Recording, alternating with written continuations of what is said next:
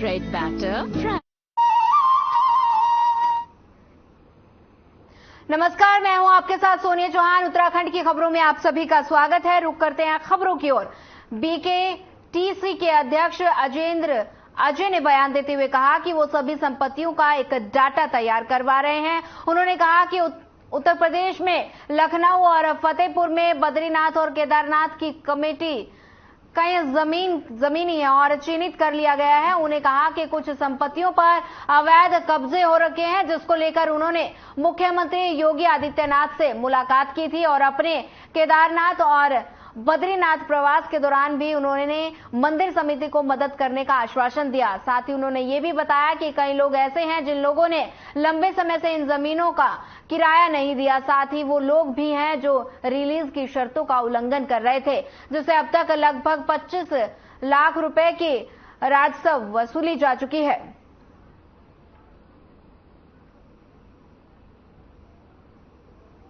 तो बड़ा तो ऐसा लेखा जोखा पर्याप्त जो समुचित जिस तरीके से होना चाहिए था उस तरीके से नहीं है, लेकिन हम लगातार प्रयास कर रहे हैं कि जहां पर भी हमारी भूमि है, जो भी परिसंपत्तियां हैं, वो उनका हम एक डाटाबेस तैयार करें। और उस संदर्भ में हमने अब तक गत वर्ष काफी लोगों को नोटिस भी दिए हैं जिन्होंने अवैध रूप से कब्जे किए थे या जो लीज एग्रीमेंट की शर्तों का उल्लंघन कर रहे थे, और कई लोग ऐसे भी थे जो कि लंबे समय से किराया नहीं दे रहे थे। तो उनसे हमने राजस्व वसूली भी करी है और करीब वो 20-25 लाख से अधिक की गत वर्ष हमने राजस्व वसूली भी की थी। प्रदेश में वक्फ बोर्ड की संपत्ति सूचना के अधिकार अधिनियम के दायरे में रहेगी। राज्य सूचना आयुक्त योगेश भट्ट ने इस मामले की आदेश पारित कर अपील का निपटारा भी कर दिया, जिसमें पिरान कलियर शरीफ दरगाह समेत प्रदेश के अरबों की 2000 से ज्यादा संपत्तियां हैं। उन्हें वक्फ बोर्ड ने संपत्ति के प्रबंधन में 6 महीने के भीतर आरटीआई एक्ट के तहत मैनुअल तैयार करने के निर्देश दिए हैं।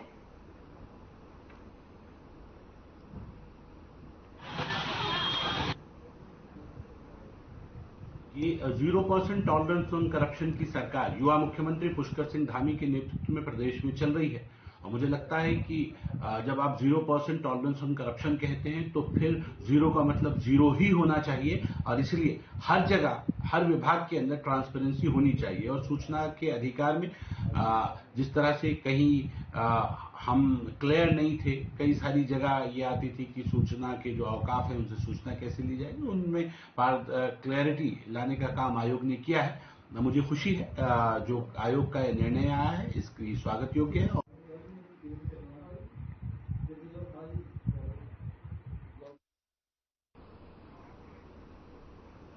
विकासखंड सभागार जसपुर में उद्यान विधान विभाग की तरफ से मशरूम उत्पादन हेतु तकनीकी प्रशिक्षण का आयोजन किया गया, जिसमें इंडोच मशरूम परियोजना ज्योली कोट नैनीताल के वैज्ञानिकों द्वारा किसानों को मशरूम उत्पादन कर आय दुगनी करने का मंत्र दिया।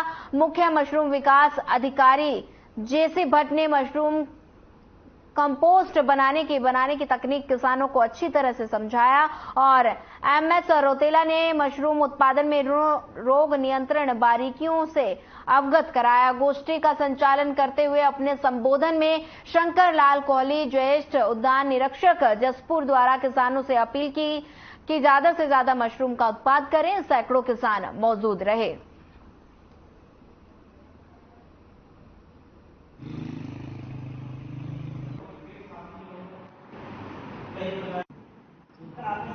घोल बना दिया, आप क्या करना है, आप एक जैसे काट ये आज हमारा मशरूम उत्पादन का ट्रेनिंग दी गई है महिला समूह को। ये एजेएसपी ब्लॉक में दी गई है और इसमें लगभग 50 लाभार्थियों ने पार्टिसिपेट किया है।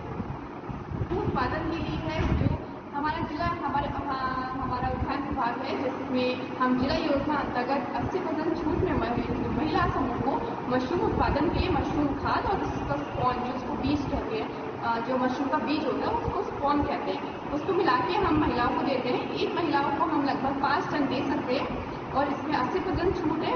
इसके लिए हम लोग हैं उद्यान विभाग से, तो हमारे विभाग द्वारा मशरूम की कंपोस्ट बनाकर किसानों को वितरित की जाती है, विशेषकर बटन मशरूम की कंपोस्ट। लेकिन कुछ जिलों में 80% सब्सिडी पे कंपोस्ट उपलब्ध कराई जा रही है, जबकि इंडोडस मशरूम परियोजना जिलीकोट में 50% सब्सिडी पर कंपोस्ट और स्पॉन्ज। प्रदेश की राजधानी देहरादून में जाम एक बड़ी समस्या बनती जा रही है। आए दिन सड़कों पर लगने वाले जाम से लोगों को काफी परेशानी का सामना करना पड़ता है। यूं तो जाम लगने के अनेकों कारण हैं, लेकिन इसका एक मुख्य कारण स्कूलों की छुट्टी के समय बाहर खड़े वाहन पर पार्क न होने वाले वाहन भी हैं। अधिकतर स्कूलों के पास वाहन खड़ा करने के लिए उचित पार्किंग की व्यवस्था नहीं है, जिसके कारण अभिभावक अपने निजी वाहनों को सड़क पर जहां तहां खड़ा कर देते हैं। इससे ट्रैफिक बाधित हो जाता है। परिवहन अधिकारी देहरादून शैलेश तिवारी का कहना है कि कुछ स्कूलों में ये समस्या देखने को मिल रही है। इसको लेकर हमारी टीम लगातार स्कूलों में जा रही है और साथ ही हम स्कूल संचालकों से बैठक भी करने जा रहे हैं। स्कूल संचालकों को पार्किंग की व्यवस्था करने के लिए पत्राचार भी भेजा जाएगा। अगर जरूरत पड़ी तो उनके खिलाफ कार्रवाई भी की जाएगी।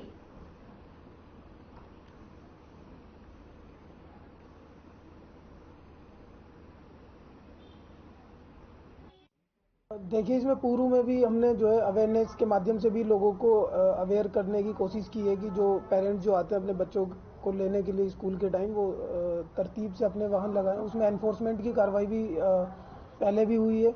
आगे भी जो है हम लोग उसमें ऐसे वाहनों का जो बेतरतीब तरीके से लगते हैं उसमें एनफोर्समेंट की कार्रवाई करेंगे। और हमने टाइम पे जो स्कूल संचालक है उन्हें भी पत्राचार किया है कि वो जो इस तरीके के वाहन है वो अपना ग्राउंड अंदर जो उनके यहाँ स्पेस है वो पार्किंग के लिए ओपन करें।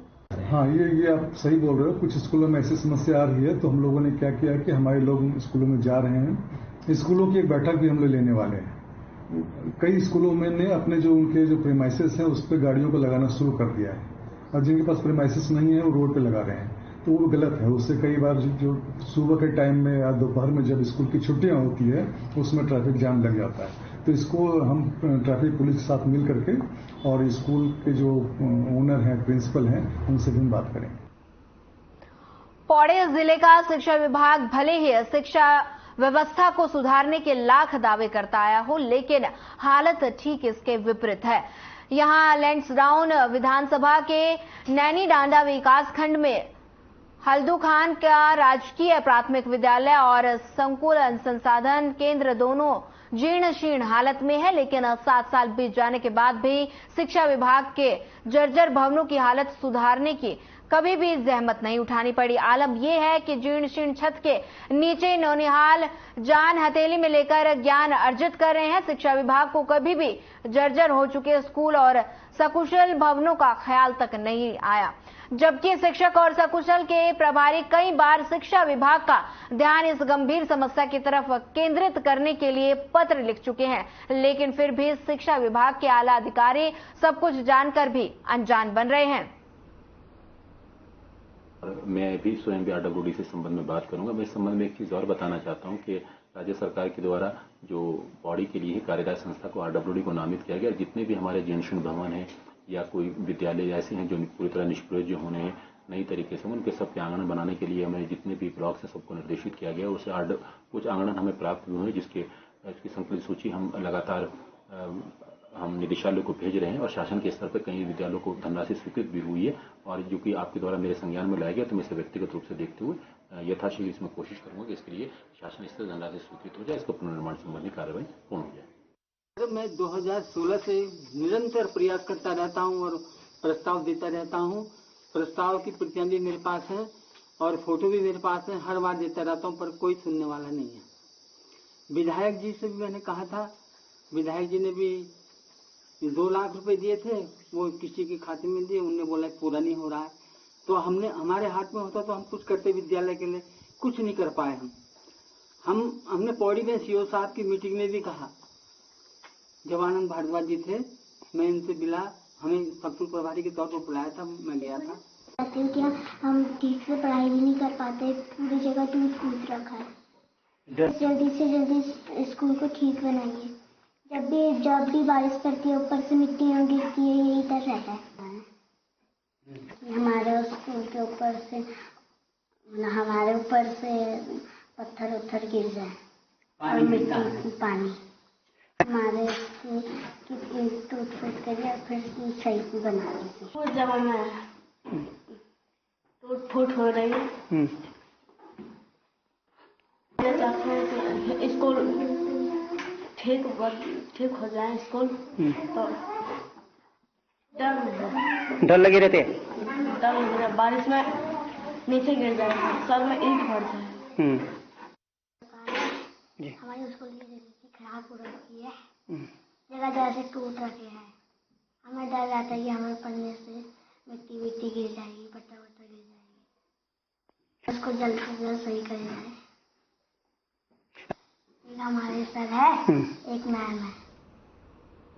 उत्तराखंड में राज्य आंदोलनकारी के परिजनों को नौकरियों में 10% आरक्षण को लेकर मामला प्रवर समिति को सौंपा गया और प्रवर समिति का कार्यकाल एक बार फिर से बढ़ गया, जिसके बाद राज्य आंदोलनकारी में खासा गुस्सा नजर आया और उन्होंने इस सिलसिले में शहरी विकास मंत्री एवं प्रवर समिति के अध्यक्ष प्रेमचंद अग्रवाल से मुलाकात की। आंदोलनकारी भी एकाएक खड़े हो गए और वहां पर काफी गहमागहमी हो गई और इस पर बीजेपी के प्रवक्ता ने सरकार का पक्ष लेते हुए कहा कि सरकार इसके लिए गंभीर है और वहीं मंत्री के मामले में वो भी गोलमोल जवाब देते नजर आए।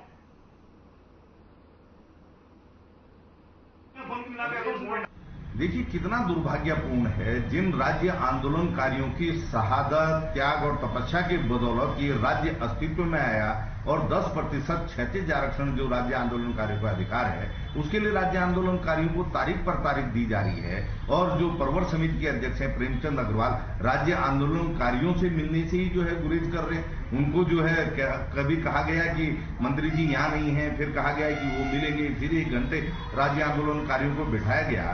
आप जिनकी बदौलत प्रदेश की सत्ता में है, आप कैबिनेट मंत्री के स्तर तक पहुंचे हैं, आप उनके साथ इस प्रकार का व्यवहार कर रहे हैं, ये बहुत ही दुर्भाग्य।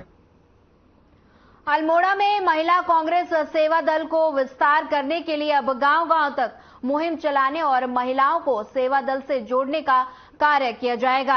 ये बात आज महिला सेवा दल की प्रदेश अध्यक्ष शोभा जोशी ने एक प्रेस वार्ता करते हुए कहा और उन्होंने कहा कि महिला सेवा दल का विस्तार करने के लिए अब संगठन का विस्तार किया जा रहा है, जिसको लेकर 28 अक्टूबर को अल्मोड़ा में एक विशाल कार्यक्रम किया जा रहा है, जिसमें महिला सेवा दल की प्रदेश प्रभारी के साथ अनेक कार्यकर्ता जुड़ेंगे और 2024 के चुनाव को लेकर सेवा दल गांव-गांव तक जाकर भाजपा के खिलाफ मुहिम चलाएगा।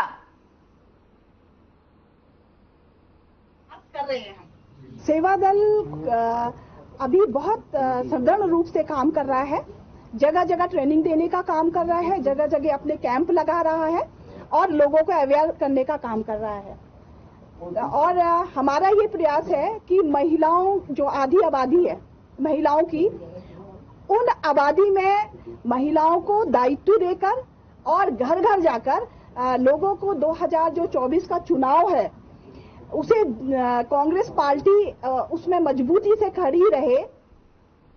उत्तराखंड एसटीएफ ने 50,000 रुपए के फरार इनामी बदमाश को यूपी के अमरोहा से गिरफ्तार किया। ऑपरेशन प्रहार के तहत उत्तराखंड एसटीएफ लगातार कार्रवाई कर रही है और अभी तक एसटीएफ ने ये 91 और गिरफ्तारी की है। बता दें कि इनामी आयुक्त शोएब पर पॉक्सो एक्ट के तहत मुकदमा रायपुर थाने में दर्ज किया गया। एसटीएफ एसएसपी आयुष अग्रवाल ने बताया कि इससे पहले भी अभियुक्त शोएब पर 50,000 रुपए लेने और पैसों की मांग करने आदि के संबंध में लड़की के परिवार वालों ने 2019 में थाना रायपुर में एक अभियोग पंजीकृत कराया था और पिछले 4 वर्षों से लगातार फरार चल रहा था। उत्तराखंड एसटीएफ की टीम को सूचना मिली कि अभियुक्त हुलिया बदलकर अमरोहा आने वाला है, जिसके लिए एसटीएफ की टीम ने 6 दिनों से अमरोहा में डेरा डाले हुए था और जहां उसकी घेराबंदी करके उसे गिरफ्तार कर लिया।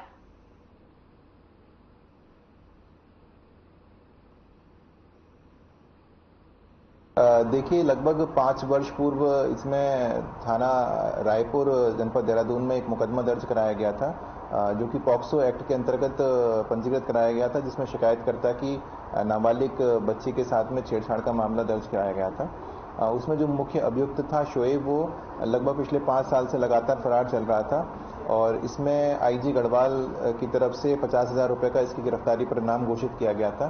हमारी एसटीएफ की जो टीम थी वो काफ़ी दिनों से इस पर काम कर रही थी और उसी क्रम में एक बड़ी सफलता मिली है। हमने कल इसको अमरोहा से गिरफ्तार किया है और इसको न्यायिक अभिरक्षा में भेज दिया गया है। देहरादून में ऑनलाइन फूड डिलीवरी बॉय के सड़क हादसे का शिकार होने के बाद परिवहन विभाग सख्त हो गया। आपको बता दें कि ऑनलाइन फूड सप्लाई कंपनियों के डिलीवरी बॉय टारगेट पूरा करने के चक्कर में तेज बाइक चलाकर हादसे का शिकार हो रहे हैं। देहरादून में एक फूड डिलीवरी बॉय के मौत के बाद परिवहन विभाग ने कंपनी को अल्टीमेटम दिया और आरटीओ इन्फोर्समेंट शैलेश तिवारी ने कहा कि कंपनियों ने डिलीवरी बॉय को तेज गाड़ी चलाने का बाध्य किया गया और अब किसी भी तरह दुर्घटना होने की स्थिति में कंपनियों के खिलाफ कार्रवाई की जाएगी। आरटीओ इन्फोर्समेंट ने सभी ऑनलाइन फूड डिलीवरी करने वाली कंपनियों के प्रतिनिधियों के साथ वार्ता की और कहा कि डिलीवरी बॉय की सुरक्षा के सभी इंतजाम कंपनियों की ओर से किए जाएं। आपने देखा होगा कि ढेर सारे डिलीवरी बॉय यहाँ काम कर रहे हैं। जो फूड डिलीवरी बॉय हैं, जो खासकर खाना होटलों से उठाते हैं, रेस्टोरेंट से उठाते हैं और घर घर तक पहुंचाते हैं, इनकी संख्या लगभग 150-2,000 देहरादून शहर में है। अभी बीच में दुर्घटना भी हुई थी, आपने सही बताया, बीच में दुर्घटना भी हुई थी और ये हमेशा रोड को यूज करते हैं। ये क्या है, दिन भर में 10 बार रोड को यूज करते हैं तो दुर्घटना होने की संभावना ज्यादा रहती है। इसीलिए हम लोगों ने इनकी एक ट्रेनिंग प्रोग्राम करवाया है। ट्रेनिंग प्रोग्राम का पर्पस है कि इनको पता चल जाए कि कैसे गाड़ी को ड्राइव करना है, रोड साइन के बारे में बताया जा रहा है, फर्स्ट एड के बारे में बताया जा रहा है और दूसरी बात है कि इनको एक गेम भी इसमें खिलाएंगे हम लोग, जो भी है गेम के माध्यम से बताया जाएगा इंटरेस्टिंग वे में। तो 3 से 4 घंटे का हमारा प्रोग्राम है ट्रेनिंग का और काफी ज्यादा इसमें लोग पार्टिसिपेट कर रहे हैं उत्साह के साथ। हल्द्वानी में प्रशासन ने अतिक्रमण के खिलाफ एक बार फिर से बड़ा अभियान चलाते हुए जेसीबी चलाई। सिटी मजिस्ट्रेट रीचा सिंह ने पुलिस और नगर निगम के साथ संयुक्त अभियान चलाते हुए तिकोनिया चौराहे से वर्कशॉप लाइन तक अतिक्रमण हटाया। साथ ही अतिक्रमण करते हुए सड़क पर लगाए गए फड और ठेलों को जब्त भी किया। सड़क पर अतिक्रमण किए गए दर्जनों दुकानदारों का चालान भी किया गया। अतिक्रमण हटाने की कार्रवाई के दौरान व्यापारियों के प्रशासन के साथ नोकझोंक भी हुई और सिटी मजिस्ट्रेट रीचा सिंह ने बताया कि त्योहारी सीजन में लगातार जाम की स्थिति को देखते हुए अतिक्रमण हटाओ अभियान चलाया जा रहा है। जो भी सड़कों पर अतिक्रमण कर रहे हैं उनके खिलाफ उनको चेतावनी दी जा रही है और ये अभियान लगातार जारी रहेगा।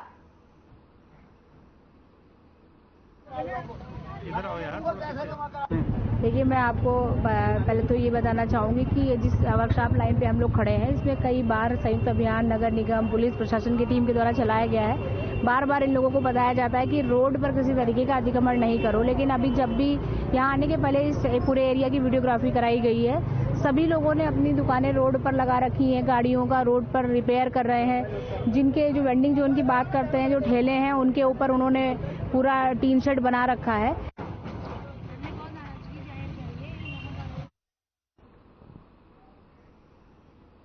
देहरादून में 4 नवंबर को बागेश्वर धाम के पीठाधीश्वर धीरेन्द्र कृष्ण शास्त्री का दरबार लगने जा रहा है। श्री पशुपतिनाथ मंदिर भारत चैरिटेबल ट्रस्ट के तत्वाधान में किए जा रहे इस कार्यक्रम में दूर दूर से लाखों लोग आएंगे। कार्यक्रम उत्तराखंड के सीएम पुष्कर सिंह धामी और स्वामी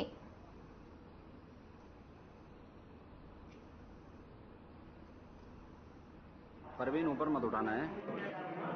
यह अधिकृत प्रेस है और इसमें जैसा कि बताया हमारे आरसी जी ने भी, सभी लोग जो इसके आयोजक मंडल है, संयोजक मंडल है, वो यहाँ मौजूद है। अब अधिकृत जब प्रेस आज है, आज से पहले कोई अधिकृत बयान इस कार्यक्रम को लेकर जारी नहीं किया गया है, तो मैं यही कहूंगा कि जो अगर पीछे किसी ने कुछ बयान दिया है तो उस पर यही कहूंगा कि ध्यान न देकर आज यहाँ बैठे हैं, आप जो भी सवाल पूछना चाहेंगे बिल्कुल बताएंगे और इसे ही अधिकृत माने।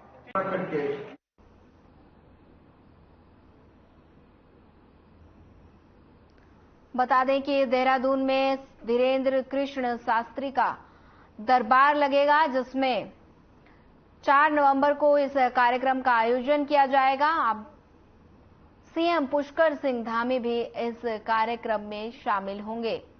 बता दें कि धीरेन्द्र कृष्ण शास्त्री का ये दरबार लगेगा, जहां पर 4 नवंबर को इस कार्यक्रम का आयोजन किया जाएगा और सीएम पुष्कर सिंह धामी भी इस कार्यक्रम में हिस्सा लेंगे।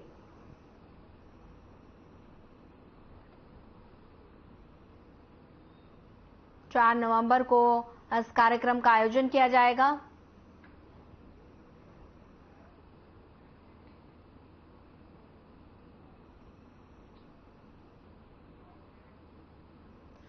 मुख्यमंत्री पुष्कर सिंह धामी ने उत्तराखंड में आगामी 8 और 9 दिसंबर को होने वाले ग्लोबल इन्वेस्टर समिट को लेकर चेन्नई में आयोजित रोड शो में प्रतिभाग किया और मुख्यमंत्री धामी ने इस दौरान विभिन्न सेक्टर से जुड़े निवेशकों के साथ बैठक की। वहीं सीएम धामी के साथ चेन्नई रोड शो में कैबिनेट मंत्री सतपाल महाराज और कैबिनेट मंत्री सौरभ बहुगुणा भी शामिल हुए। मुख्यमंत्री ने कहा कि उत्तराखंड में विश्व स्तरीय पर्यटन स्थल होने के साथ साथ फूड प्रोसेसिंग और शिक्षा और स्वास्थ्य जैसे अनेकों क्षेत्रों में निवेश की अपार संभावनाएं हैं। उत्तराखंड राज्य को पीस टू प्रॉस्पेरिटी की मूल मंत्र के साथ सक्रिय और निवेश अनुकूल बनाया जा रहा है।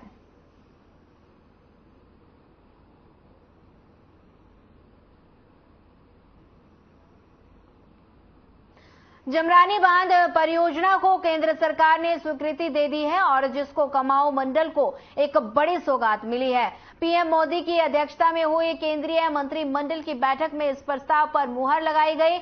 इस परियोजना को मंजूरी मिलने के बाद उत्तराखंड के कैबिनेट मंत्री प्रेमचंद अग्रवाल ने प्रधानमंत्री नरेंद्र मोदी का आभार जताया। वहीं उन्होंने कहा कि केंद्र सरकार उत्तराखंड सरकार को बहुत सहयोग करती है। जमरानी बांध की स्वीकृति के बाद विद्युत उत्पादन में भी बढ़ोतरी होगी और इसके साथ ही जमरानी बांध परियोजना से जनता को भी लाभ होगा।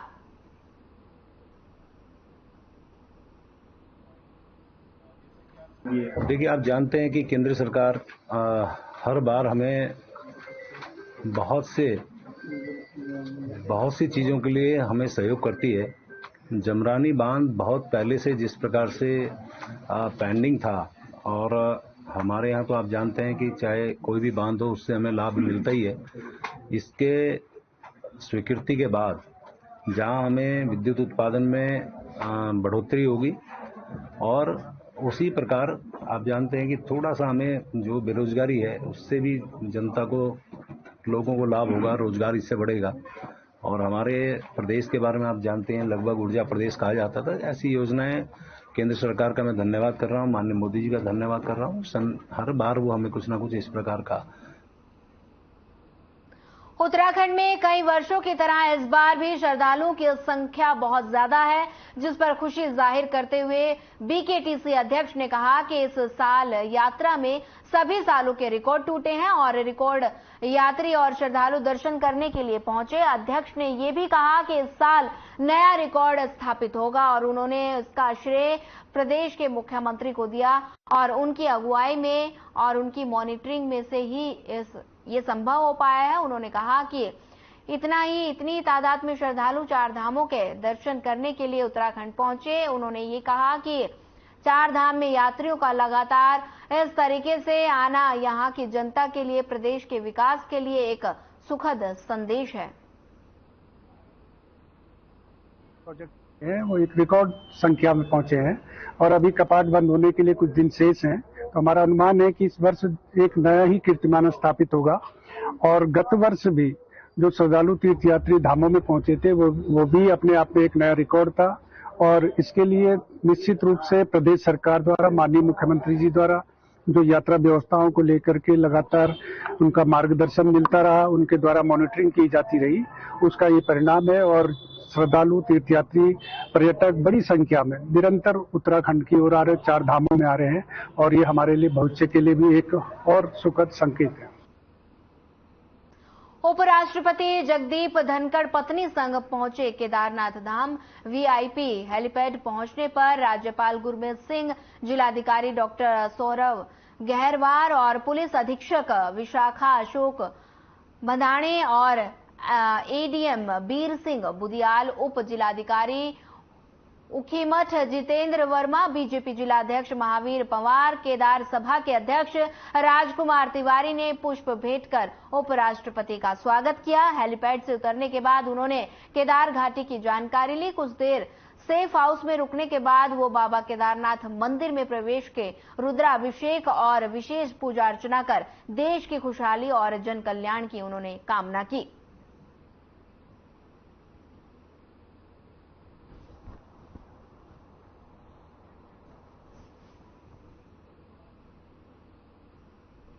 रुड़की कोतवाली क्षेत्र के बेलड़ा गांव के पास एक बंद ढाबे में सड़ा गला शव मिलने से सनसनी फैल गई।